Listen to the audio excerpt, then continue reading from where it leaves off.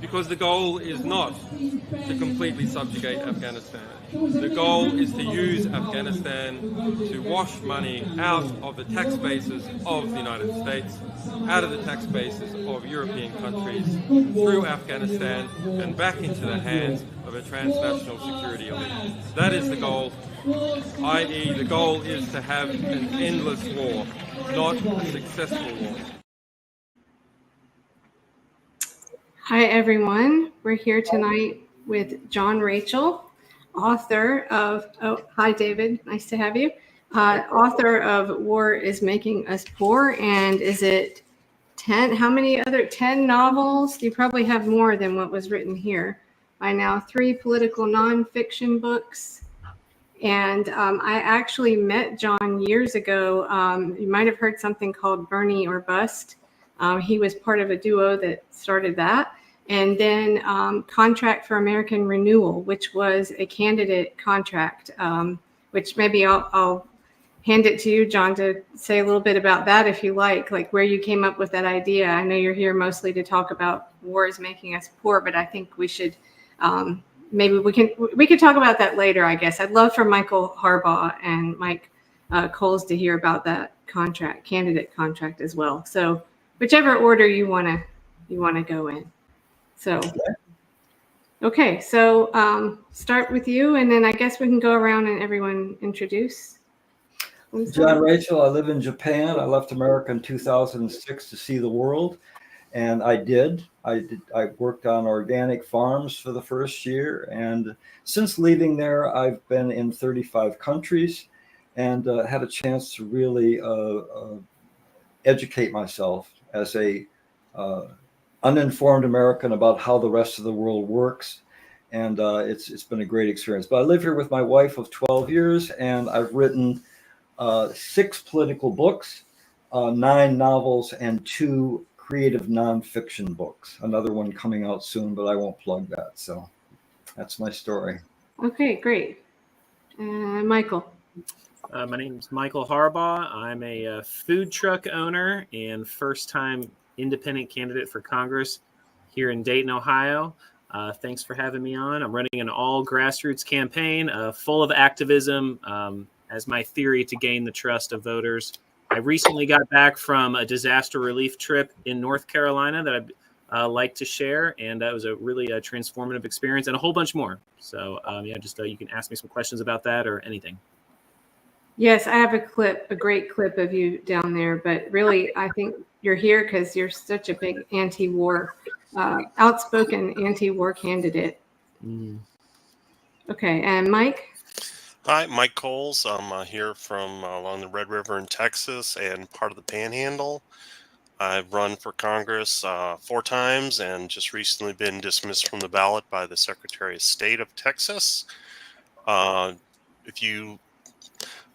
Anything that would describe me as we the people, small government, and war is a huge discretionary spending. I think we can better spend that money using diplomacy instead of armaments, tanks, and other ways of destruction. So definitely anti-war, and let's get this conversation started. Okay, and David Pear? Oh, well, I'm kind of blown away. I'm probably, I guess, sounds like the least accomplished person here. I used to do some writing, some political writing, and I was editor for an online publication for a number of years. I kind of have become inactive as far as participating, but I'm a political junkie and follow a lot of the conversations, a lot of the YouTubes and the alternative media. I was just feeling a little bit down today because I realized this is harvest time for olives in Palestine right now. And 8 years ago, I was there picking olives and helping out with the international solidarity movement. And I've been to a number of Pink Codes trips to Cuba and other places. So right now I'm more or less an observer, and I would just second what John said about becoming self-educated. Really took me. I'm 80 years old now, and it really took me until I was about, I guess, about maybe in the mid 90s. I started to get an education, and it's been a long trip. So now I feel like I have a lot of knowledge, but don't know what to do with it or where it's going to go when I pass on. Well, it sounds like you've done a lot, and I'm with you on that. I don't think I really knew very much till my mid 40s. So, you don't learn it at school in America, that's for sure. Bob. Yeah, I'm 75. I dropped out of high school because it sure wasn't very interesting. And just kicked around for about 10 years. And then in 77, I said, well, given my talents and interests, I would probably do pretty well developing advanced human-powered vehicles. I saw that, people were trying to go fast on bicycles with no rules, and quickly found that streamlining helped. And with the streamlining, they'd fall over in the wind, so they added a wheel. And I said, they're only trying to go fast. And that's what I need in the winter here. It won't fall over on the ice and snow. It keeps me warm, enclosed luggage space, and we're sitting back, so it's comfortable. So I went to the library and learned some engineering, and I won some world prizes, and I could not get a company going, so I won another world prize in boating. And I cannot persuade the shipping companies to follow up on that and save about 20% of their oil bills. So now I'm trying to write about why people are crazy. And, once again, people are not too interested in why their dogma isn't really working. They think maybe if we just push a little harder, it'll be okay, I guess. Anyway, I guess I'm the most unpersuasive person around here, but I keep trying. It's good to have some humor. Oops. Okay, there we go. All right, so let's go back to you, John. And do you want to tell me what slides to pull up? Tell you what, I'm sorry? Tell me which slides you would like me to pull up from. We missed Matt Hoy in his bio. Oh, we did. I'm sorry, Matt. I'm Kelly's co-host. You're supposed so to just jump in here. Sorry about that. Yeah, I know exactly. No, I'm Kelly's co-host. It's nice to have David and Bob, you all join us, and good to see Michael and excuse me, Mike back. But yeah, no, I've known John for a while now. We've had a bunch of great conversations, and so I'm looking forward to hear what John says. Yeah, and you wrote the foreword or one of to his book, right? Well, one forward of many for many. I mean, how many books have you written, John? Well, I've written 6 political books. Okay. So yeah, and I recommend that book. War is Making Us Poor. Is just particularly for people who don't get it, who don't understand that concept of what does it actually mean to us. Because most people, I think, feel detached from it. They don't understand how this $900 billion a year Pentagon budget takes from them, takes from their families, takes from their communities. And so I want to turn it over to John. First of all, let me give David Pearce some credit here. He was one of the most widely respected people at a site called Op-Ed News, which was flourishing at the time that I started publishing. And I met him through that site. It was the first place I ever published any articles. And I also met Bob Stewart there. So that became the focus. The first book I wrote, by the way, political book, was called An Unlikely Truth. And it was about a Green Party candidate, ready for this, running in the district of Dayton, Ohio, with the Air Force Base and the whole thing there. And he was running up against a very well-established incumbent of 12 years, military guy, very conservative. And basically, I presented a concept for empowering a candidate like that. It was called a pledge in the book, but effectively it was a contract. And it utilized that contract in order for him to ultimately win the election. And that was my first political book. It was a novel. And then it was the editor of Op-Ed News said he didn't want to interview me about the book because, fiction books are just trivial, like 1984 and Animal, they're just silly books. So I went on then to write Candidate Contracts, Fighting for the Democracy We Deserve, a book called The Peace Dividend, the most controversial proposal in the history of America, and then one called Electing a Kennedy Congress, referring to Robert F. Kennedy. That was written a year ago. And then the U.S. in Perpetual War, and for that I interviewed Matthew Hull. And then finally, War is Making Us Poor. War is Making Us Poor is only 60 pages long. Everybody's busy. Who wants to read a long diatribe? It's only 60 pages, but packed in that 60 pages is a description of an America in severe decline. And it also talks about the most obvious reason why America is in severe decline. And so at the end of the book, I do a final commentary, and the two things I say, I want people to take two things away from reading this book.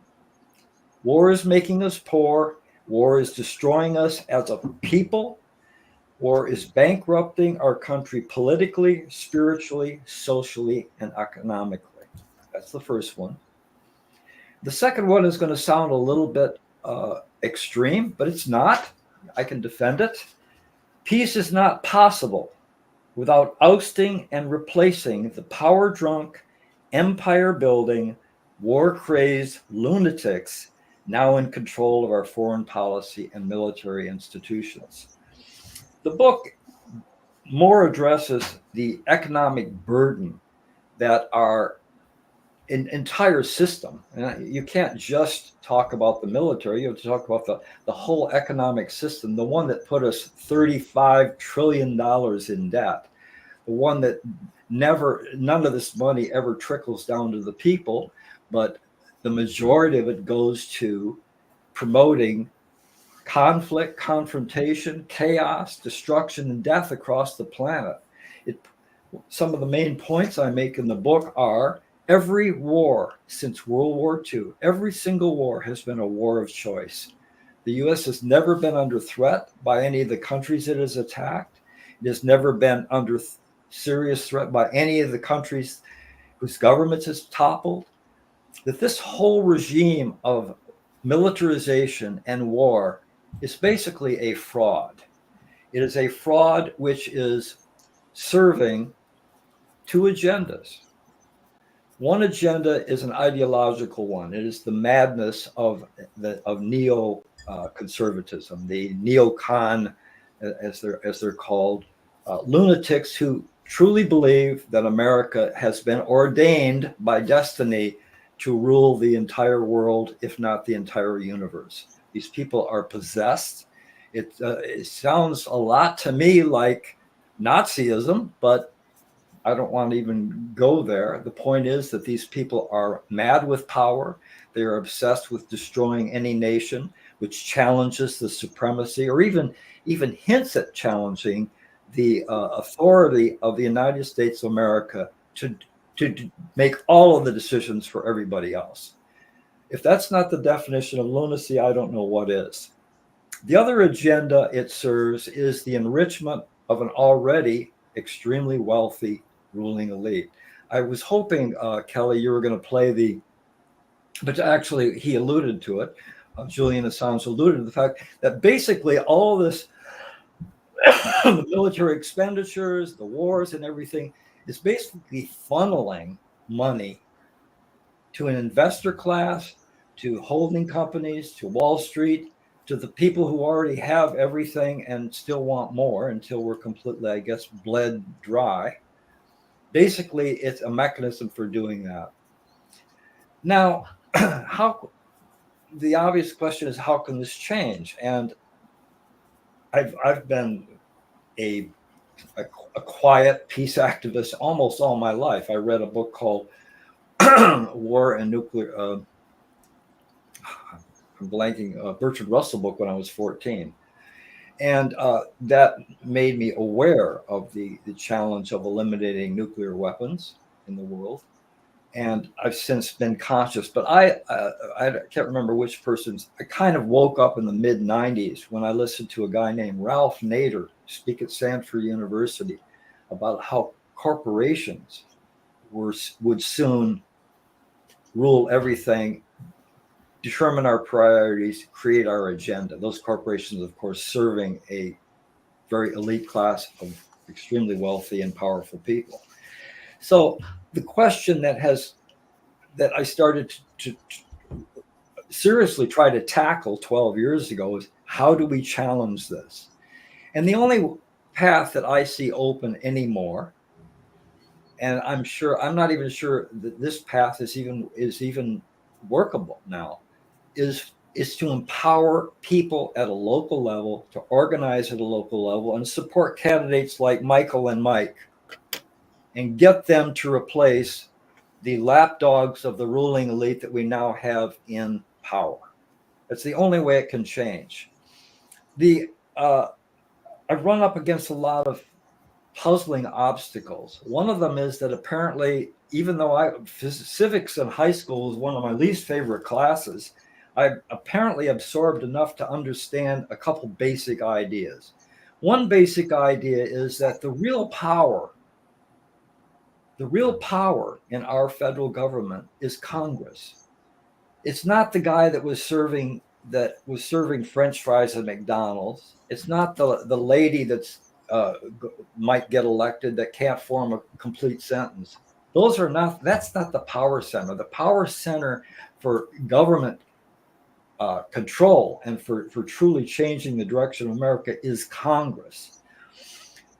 Congress can impeach the president. Congress can impeach members of the Supreme Court. The Supreme Court cannot impeach Congress.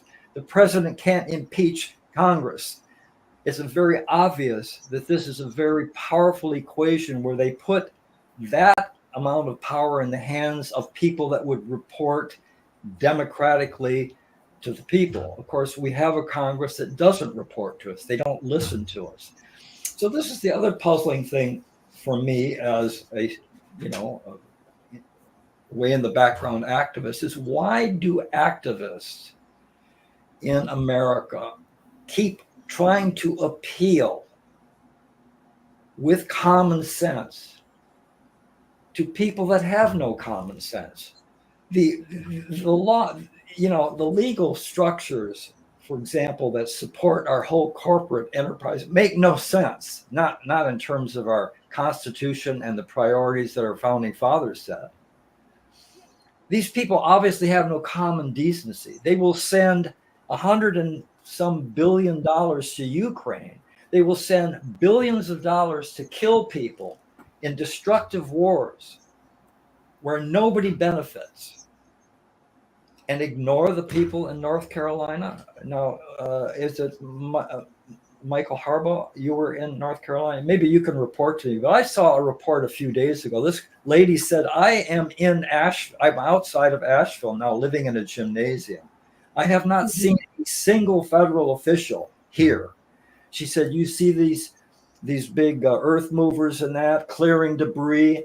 Those are all local people. They have managed to bring together some of the things that we have locally here to try to clean up this mess and put our community back together. But the federal government isn't there. If there isn't a more stark demonstration that war is the priority and the government will leave us poor, I don't know what is. I mean, it couldn't have been more timely. Well, I've got a great clip of Michael actually there. But before we go to that, do you mind? I wanted to share this because when you were talking about, okay, war is making us poor as a nation, but obviously it's making some people very rich. And so I just wanted to share this. I mean, it's like most of Congress. I mean, here are the members of Congress invested in war. I mean, we know this, and it seems like this big, just like Assange said at the opening, this big money laundering scheme. We keep hearing over and over again, there's more billions to Israel, but then yet all this money is coming back through AIPAC to these candidates in the millions. So that sounds like money laundering to me. But then the other thing too is this concerns me. This is something that, I mean, even a lot of your average Americans do actually benefit through their retirement savings. They may not even know exactly, because it's in a mutual fund or whatever, like where everything is being invested. But I looked at this organization a while ago called As You Sow. And you can go there, and and I know Code Pink does some stuff as well, telling you where, how you can divest from these things, from weapons manufacturers and all that. But I was really disappointed when I went back to this As You Sow recently, because I see almost nothing about war right now. They're basically just talking about environmental things. So I was kind of shocked at that. But this would be, I guess, a good time. Should I play the clip, Michael, of you? Yeah. Yeah, okay. Sure. Yeah. This is great. And honestly, I had already, before you told me you had that bigger one, I had already pulled this one because this is the one I saw first, and it was just amazing. And before you do, to follow up on what John was saying, it's exactly as you described it. It's exactly as they described it. FEMA, National Guard, nowhere to be found, and all of the supplies donated locally and regionally by the private sector. Wow. Okay, here we go. Mud is toxic. Mud has all sorts of shit in it. The mud in this town was up to here in every single building, and we gotta get into the basements and shovel shit out. So they said, we need anybody to go in the hell pit, and I said, hell yeah.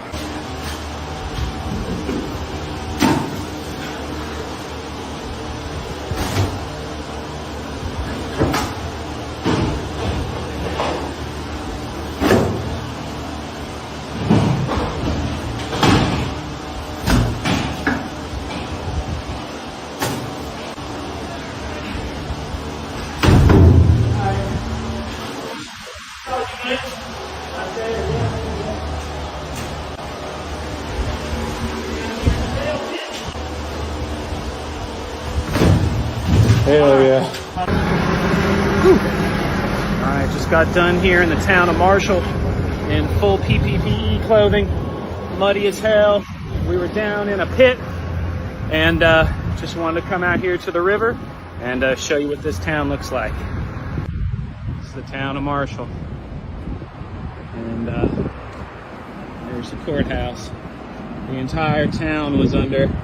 I think that black line right there on that brick building in front of us is where the water went up to. There was 3 feet of mud in every single one of these buildings.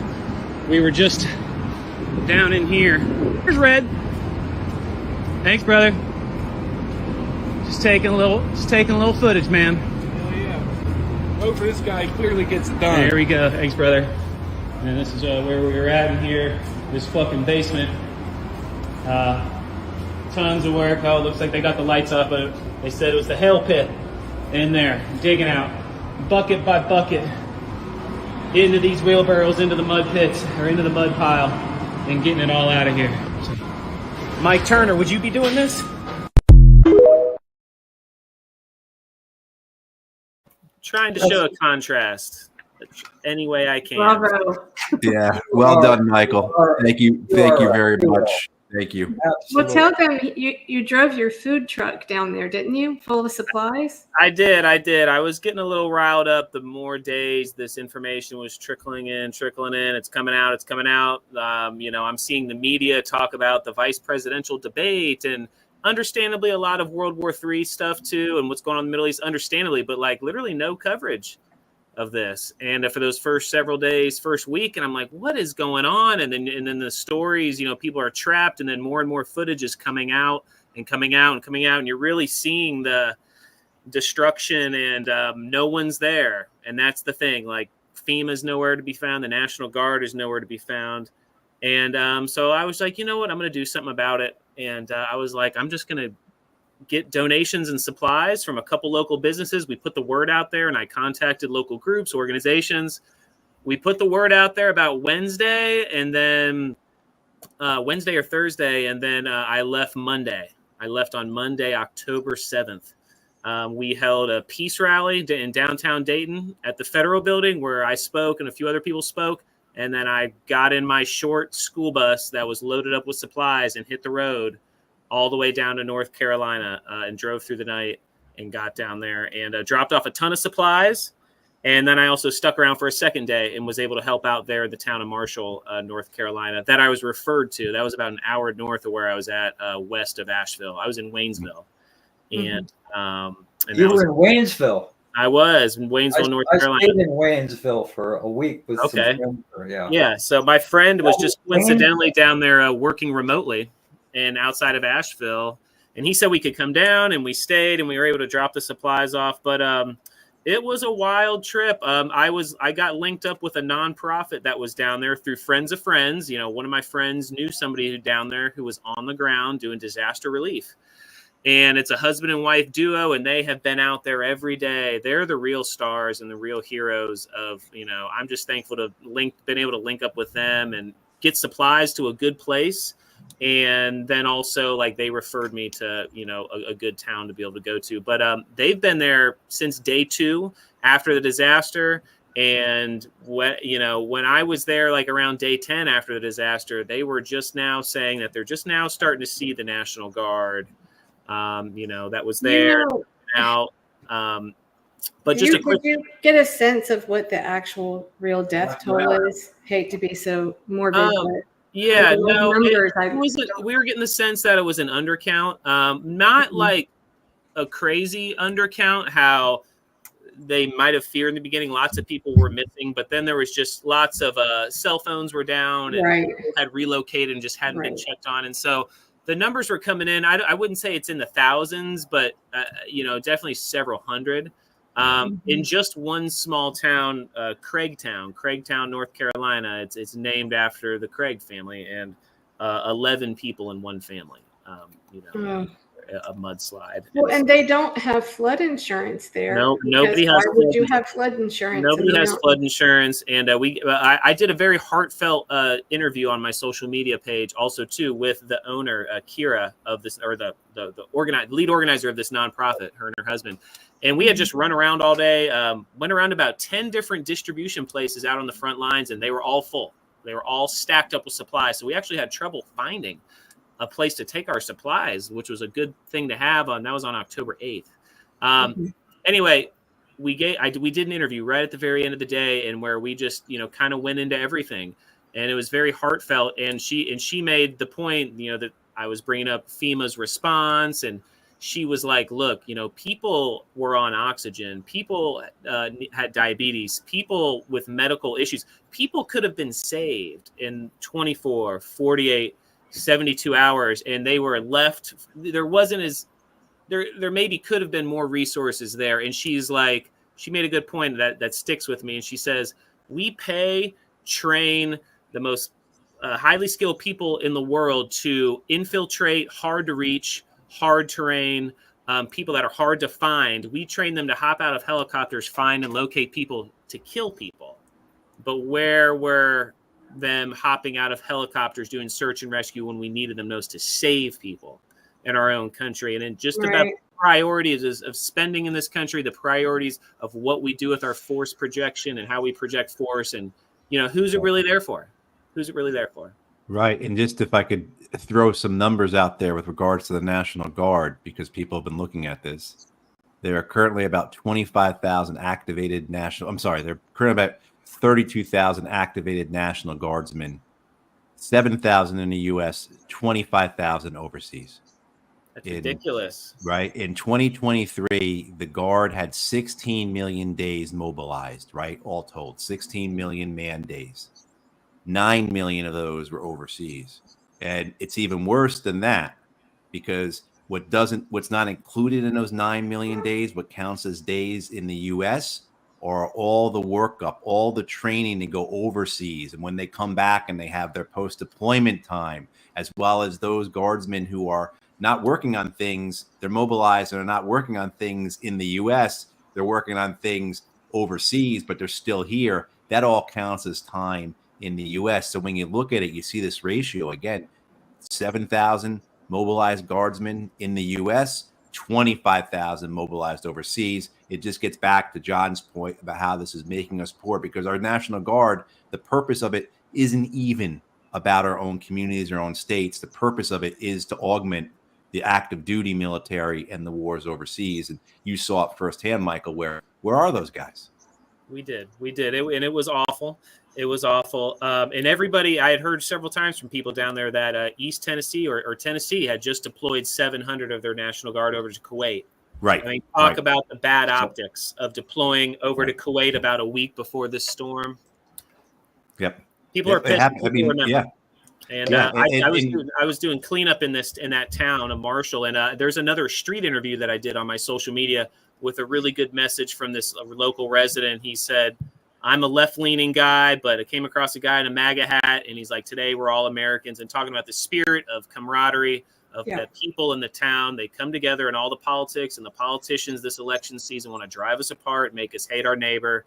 He was very proud of his town, and he said that there is no place on planet Earth he would rather be right there in Marshall, North Carolina, being a part of his town and the spirit of camaraderie and amongst all people there that he was feeling. Yeah. That's really inspiring. I mean, it's like the empire has just gotten so greedy that it's not taking care of its own people. But I mean, as you showed, people will turn and help each other out with absence of government. But please, Mike, did you want to jump in? Or Dave? Yeah. Michael, kudos. I think our nation will be great again when we volunteer locally. That means me helping out in my community, my county, my state. We don't need to wait for a bloated, inefficient, and ineffective federal government. We as neighbors can help each other, and it's pretty much part of living in community where you do that. So, again, kudos. You need to get that spirit of just helping your neighbor out, not waiting for somebody 2,000 miles away to wave his or her magic wand and send people that probably won't help and just introduce red tape to the situation. So. Yeah, the National Guard was on the ground there a little bit at the end, but I was having a heartfelt street interview with the guy, and he's like, look around here. Like, we were unpacking generators. I mean, the amount of supplies, very well organized volunteer camp, cleanup, full PPE gear, everything, you name it. He's like, this was all local and all regional from everywhere. Walmart usually for disasters will have trailer trucks full of stuff for the people that are just outside the communities they serve. So Walmart, we need to have a local response and have neighbors helping each other. That's really how we're going to get through a lot of this stuff. And David? Yeah, I mean, I've got a lot of thoughts right now, but when I retired back in 2009, I thought, well, this would be an opportunity to get into disaster relief. And I went through all the FEMA courses, and I became an ETM and so forth and so on. And what I realized was actually all this stuff has been privatized. In fact, I've read stories that there have been black helicopters flying around destroying donated supplies and things of that sort. So again, this goes to, never let a disaster go to waste. And again, somebody wants to make money off of this, and the politicians are privatizing all of this under the neoliberal framework of the corporations can do it better. I mean, I've never seen a situation where, well, not recently anyway, where there was more cause to call out the National Guard to help disaster relief. And not only that, but to pick up all of the waste that's still sitting on the streets here in Florida that can be blown around and cause disease and things of that sort. So again, my experience with disaster relief was I ended up. I did work for. I volunteered with a company in Tennessee called Remote Air Medical, and they set up private clinics. It was founded by a guy. I can't remember his name right now, but it's quite an individual, and set up private clinics and that sort of thing. So again, it's this is a case of somebody's getting rich off of every natural disaster.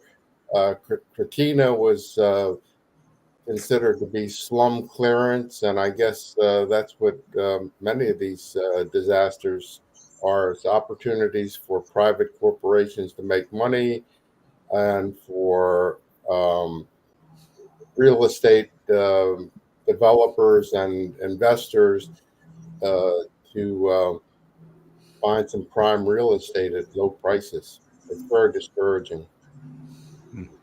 Yeah. Wow. So, John, did you want to go on and I'll show some of these slides that you have? Well, I mean, there's a lesson to be learned from all of this, and it's so basic that I'm embarrassed to have to even say it, claim it as if it's my own brilliant insight, and that is that the people in government do not work at all for us. So we have two independent candidates here. I suppose I should hear some real world reports on the obstacles that you've faced. I think Matthew Ho, you also ran for Congress. Am I correct? So I know that there are enormous obstacles out there to doing this, but I think the problem is, and the thing that I've been trying to come up with, the magic message, the meme. What was the last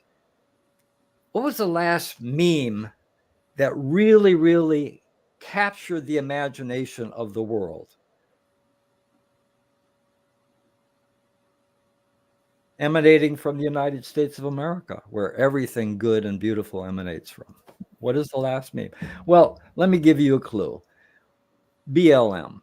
But I honestly think that was a psyop. So let's skip that. What was the one before that literally... Is it begin with an O? Huh? Does it begin with an O?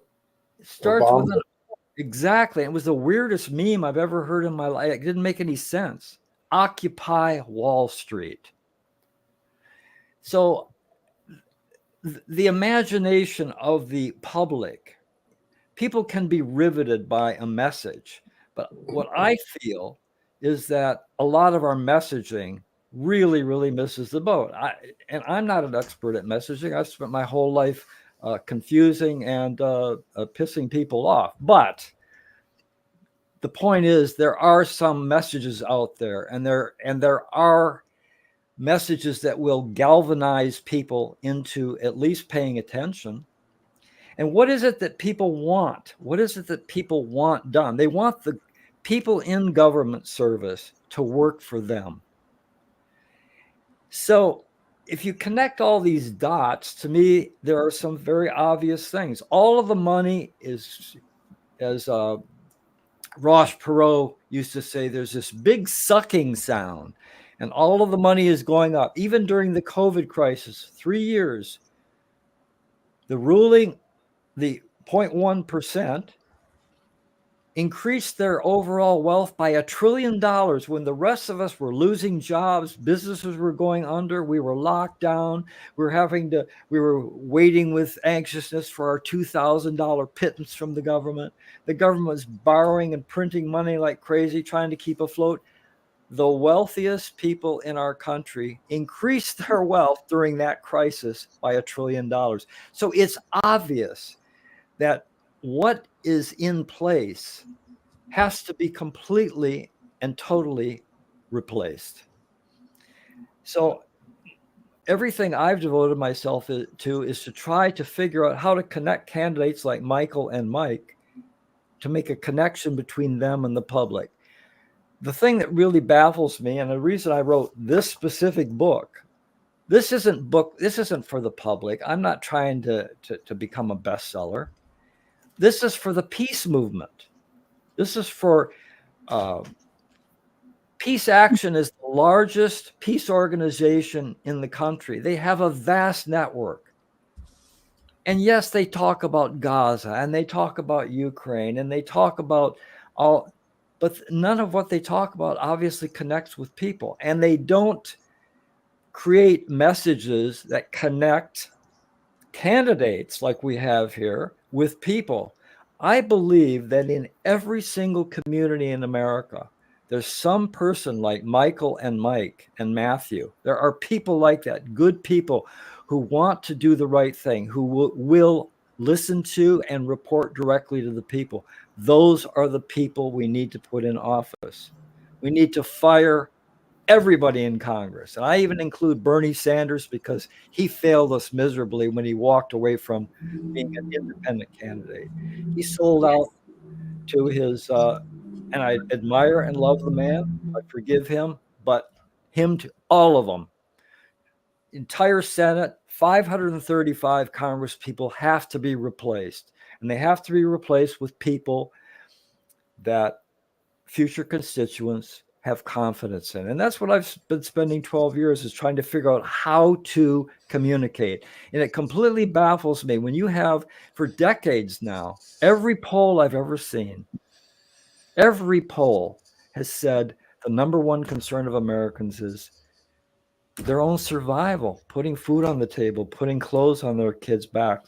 So if you can connect war and this vast waste directly with the impoverishment of people, I think they're going to listen to. And that's why I wrote the book.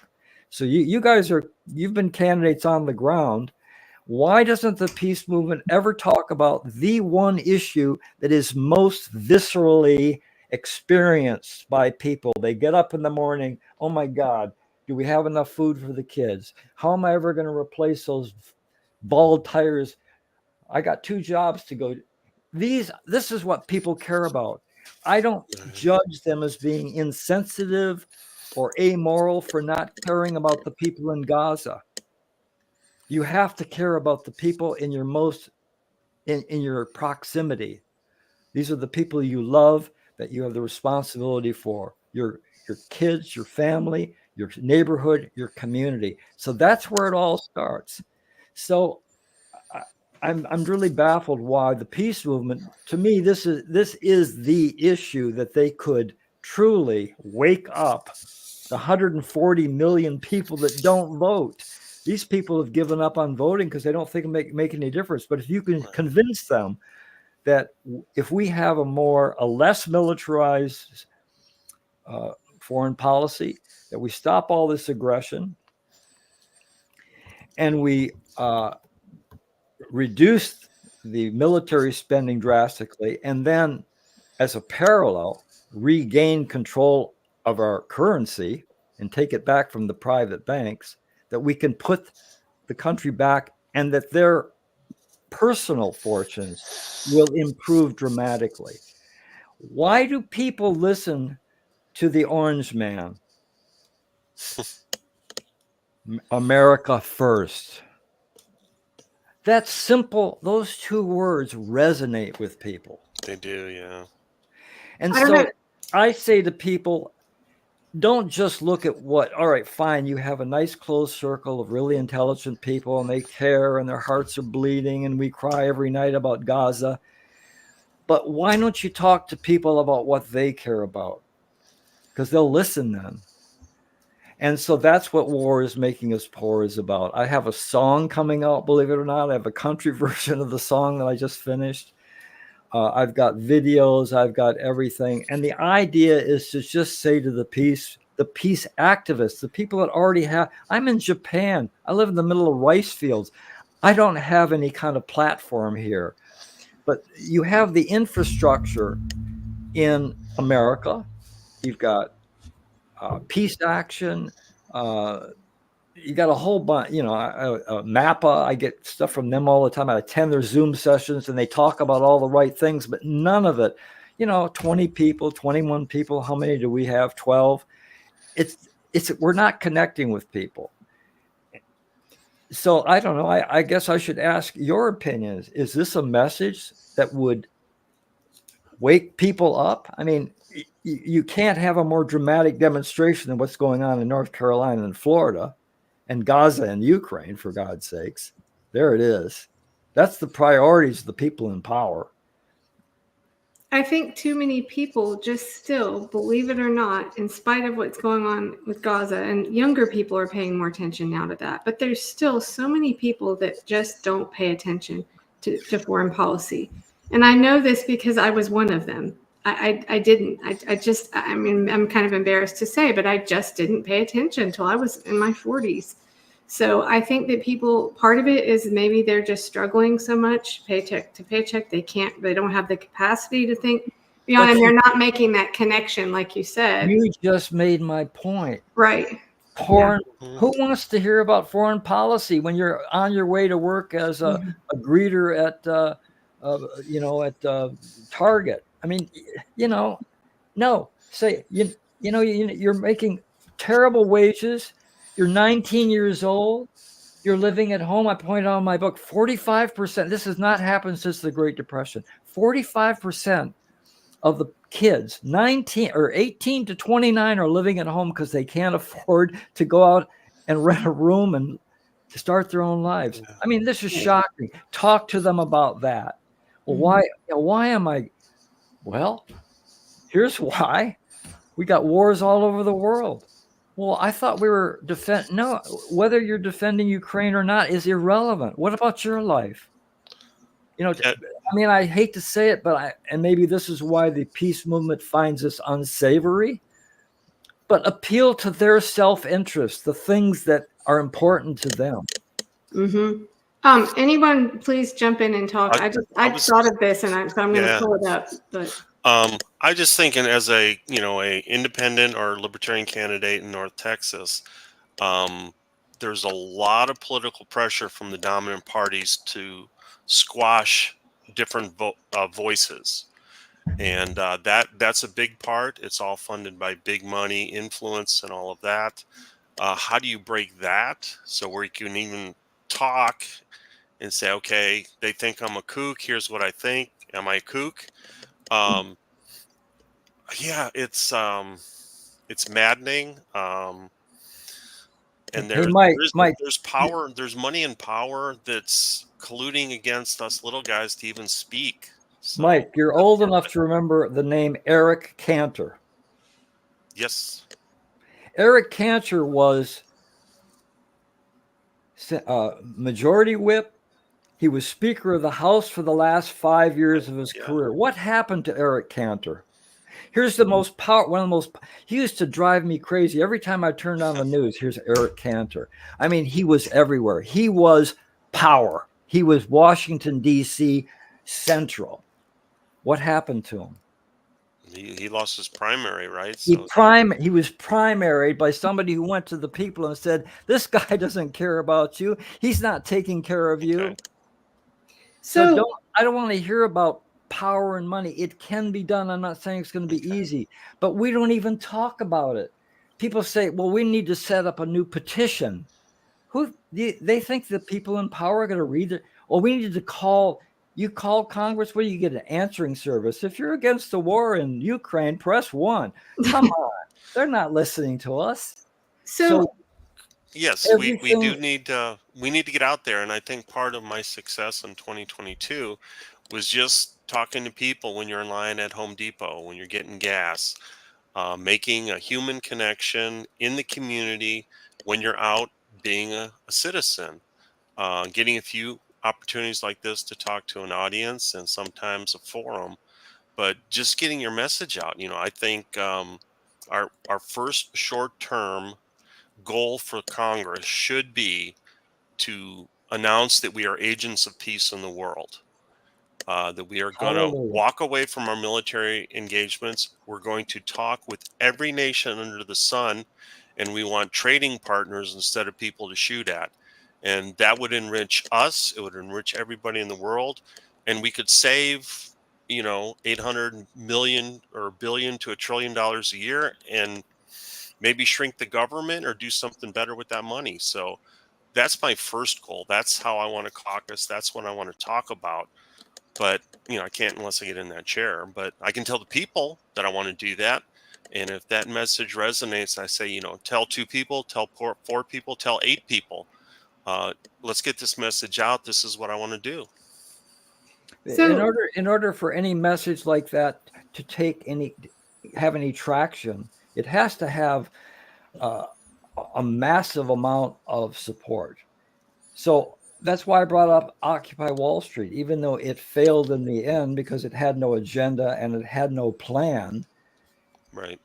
It galvanized a lot of people, but none of the activist groups that I attend Zoom sessions all the time, and I just go away shaking my head. They never talk about supporting people like you. They never talk about going into the community and finding that person that will go in there and change things, because you're 1, you're 2, you're 3, 435 things will change. But it can't just be one person standing talking to somebody in line. It's got to be a movement based around some meme. Maybe it's not war is making us poor. Maybe it's whatever, but it's got to be something where people go, yes. Well, that kind of brings us to the contract idea, or a platform, as I think Michael was on. We had Dennis Kucinich on. He was only here about half the hour, but I think it was right after that we talked about possibly like having some kind of a platform of things that where these third party or alternative parties, as Chase Oliver says, do agree on. And a lot of that is being anti-war. It's a lot of issues. It's like, if you talk to regular people, they're not that all this divisive stuff that you see on the main debates are not what people care about most typically. But you probably couldn't really see what I was trying to show, but I really encourage you to go look up Sam Husseini's Substack. He came on and talked about Vote Pact, his idea of Vote Pact. But I hosted this live stream on Sunday. Lawrence Lessig was on, and he talked about his idea with basically getting rid of super PACs, which was brilliant. And Sam talked about Vote Pact, and someone else talked about approval voting. And that's what all this is, but you probably can't see it very well. But anyway, it was really encouraging because, and this is old, it's like from 2012, but it showed how if you use these other like approval voting, something called star voting, basically where you're not shoving people into this false dichotomy, this false binary, like you have to choose one or the other, the results were pretty astounding. And so Sam wrote 2 pieces, that one and another one, I think it's linked there, where he's saying that even the polls are so framed. You get these things on your phone. Would you choice today? Would you pick, A or B? Or like I'll get these things from ACLU, like pages, and it's all framed to make you answer in a certain way that like there aren't any other choices, right? So I think that's something we have to really push back on. But check out Sam's Substack on that. But yeah, I'd like to comment too, Kelly. Yeah, please jump in.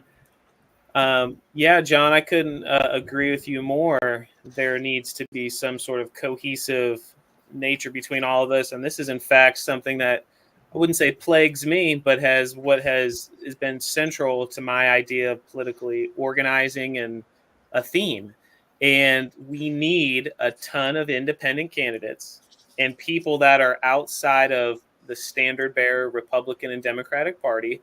And I think we can unite with some sort of coalition and some sort of pledge, some sort of contract, as you described in your writings, to the voters. I think you're right on. You're hitting the nail right on the head with some sort of contract that can cut across party lines.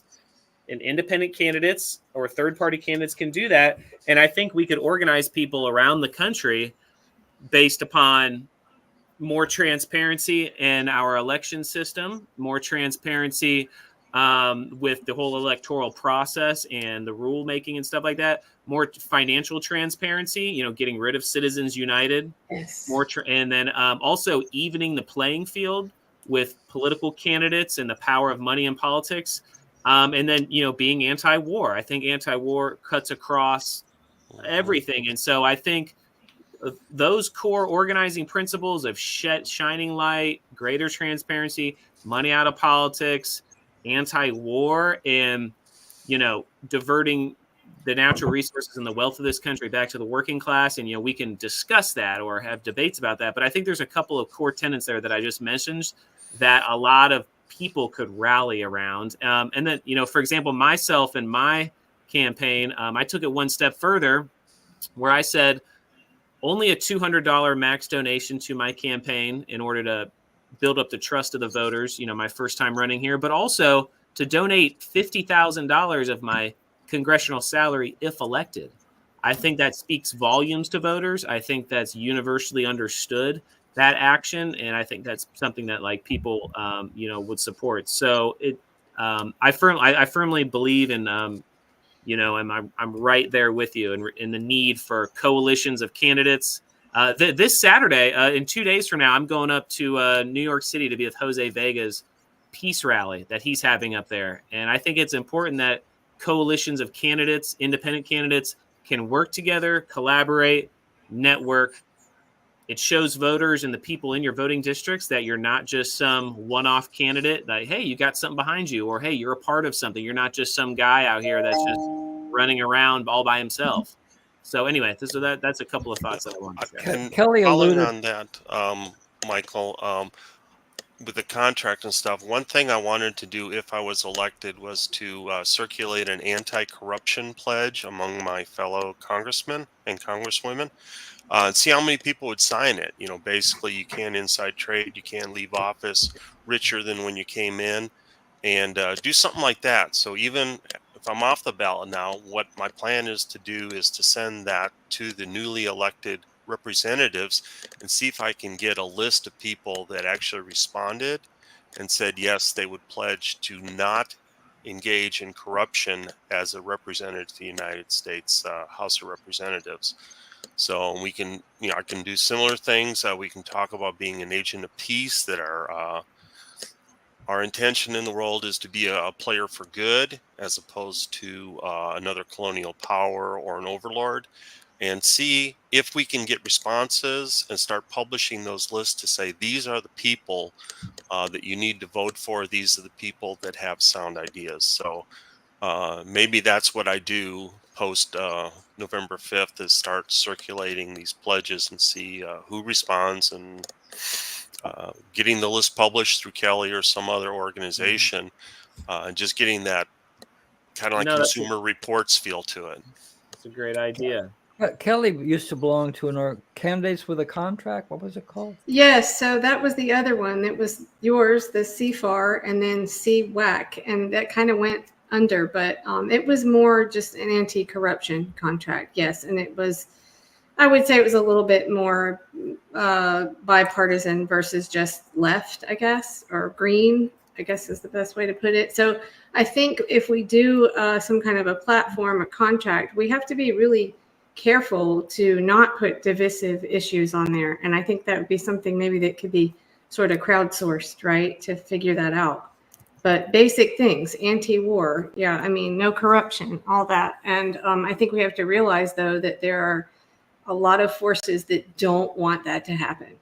They will do anything they can to keep people from coming together. And that is within some of the third parties even that happens. So we really have to be very steadfast in our effort. But I believe it's possible. And I think, like you said, John, the non-voters, we talk about that a lot. I think that's the key.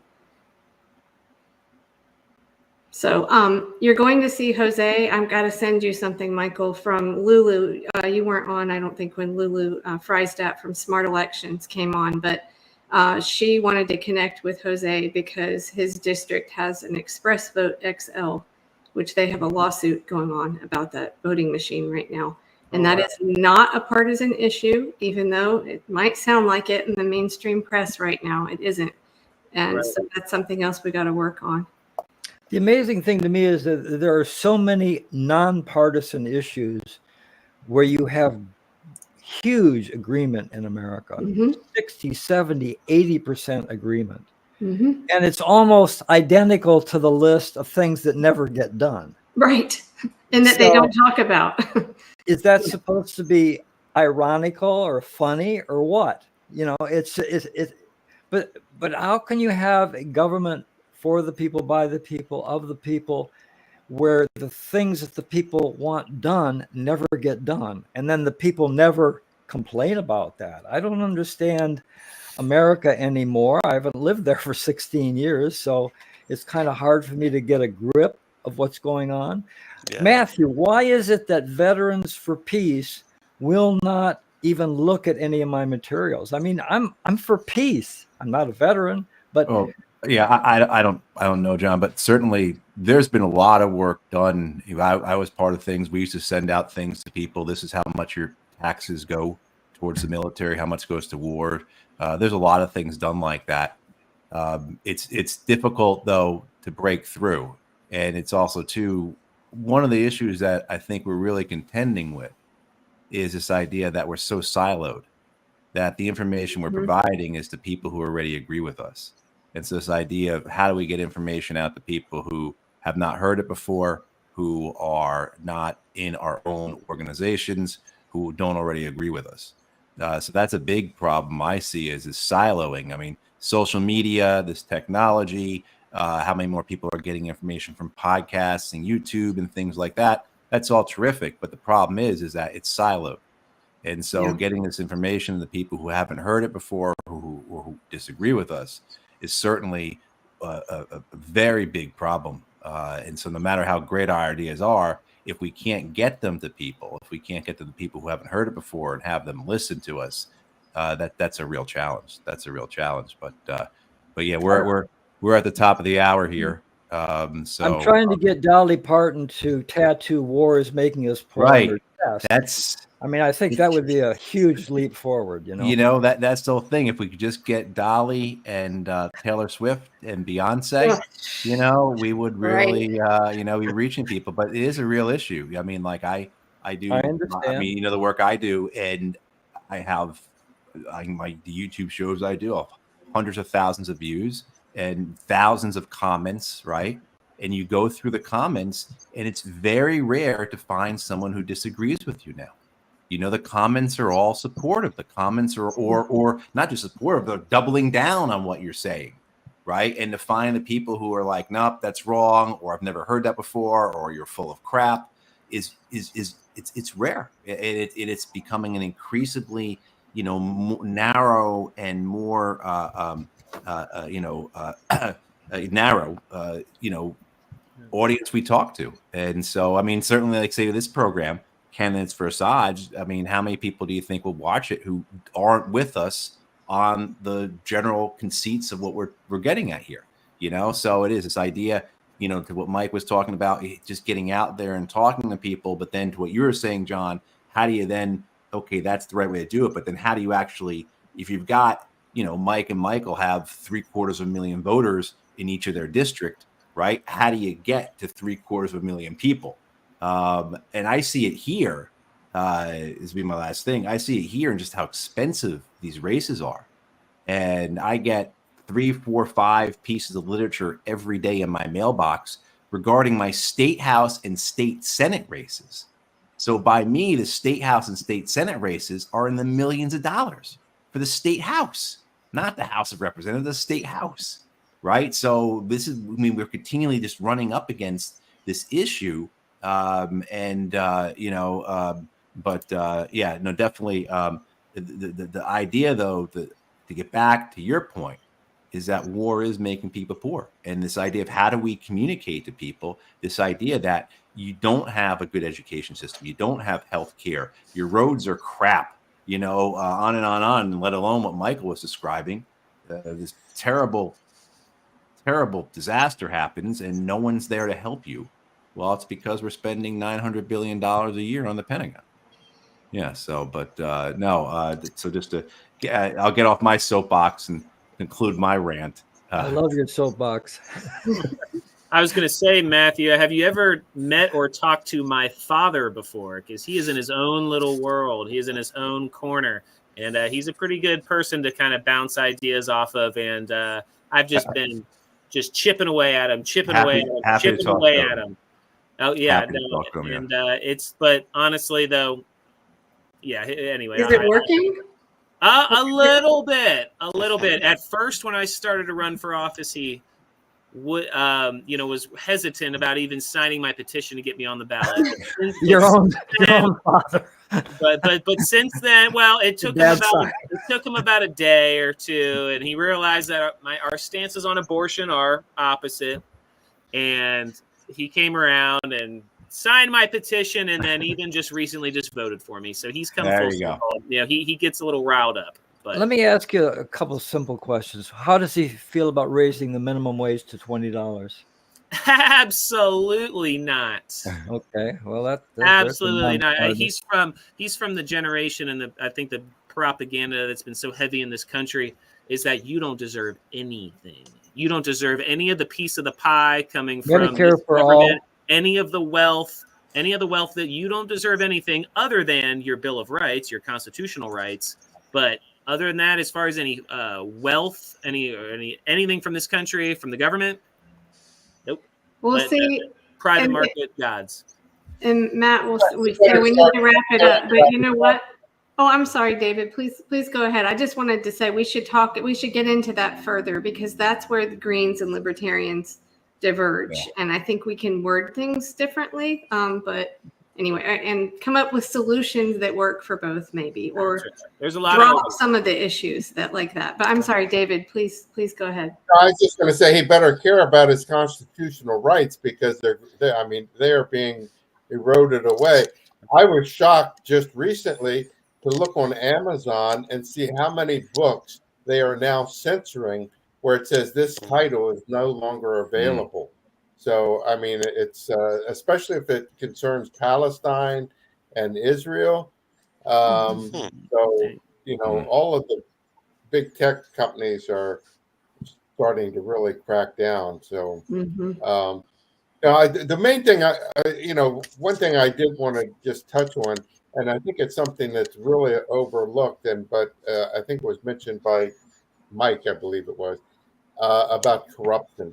I mean, and John mentioned this as well. War is a racket. That's been known for a long time. Smedley Butler wrote a book about it, after he spent a lifetime in the military. And as cynical as I am, I have a reason to think that, he was less than sincere about all of that, because he was the son of a congressman, and isolationism was very popular at that time.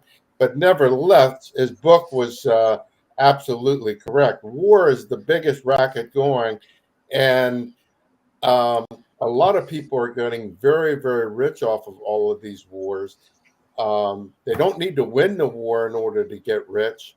Right. If you look at the corruption and how much corruption there is, not just in the military industrial complex where it says, okay, well, corporations are getting money to provide weapons and so forth and so on.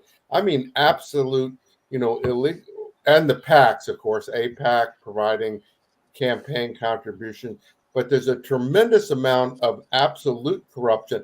And I mentioned this to people like, what's his name? Glenn Greenwald? Huh? Greenwald? No, Glenn Dennis. Anyway, some of the political scientists, I said, look, you're talking political science, you're talking about rational foreign policy, but what you're overlooking is that there's a lot of people that are making a lot of money illegally off of wars. They have contracts in Ukraine, they have contracts and they set up shell companies. Hunter Biden is just the tip of the iceberg. I just saw it recently where, again, I'm getting a little senile, but where people are just absolutely making a fortune off of wars, and they keep these wars going, and they're the part of the elite class in Congress and other media and other places where they are getting absolutely wealthy and they have control and they don't want to give that up. And so that's just kind of this anti-corruption thing really hits home with me. Yeah. There's a saying, David. Even losing wars make money.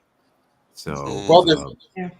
there's nothing easier than saying lost in combat. Airplanes get lost in combat. Tanks get lost in combat. I was in the military, and I was a long time ago in the war. And I mean, on the streets of Saigon, you could see sea rations for sale, cigarettes, hairspray, and so it's from the smallest soldier up to the biggest general. They're selling all of this stuff on the black market, and they're setting up shell companies, and they're getting filthy rich off of war. So why should they quit? Yeah. No, exactly. We need a populist uprising, I guess. We need all the non-voters to vote. But yeah. I think, I thank you so much for John, for coming. And I mean, come back anytime. I think you have so many great ideas. Honestly, you inspired me years ago with the contract for American renewal. So I think this is kind of a continuation of that, really. But yeah, so come back again. And I think we had Tom Wells show up late. Tom, I think I'm going to sign off. And okay.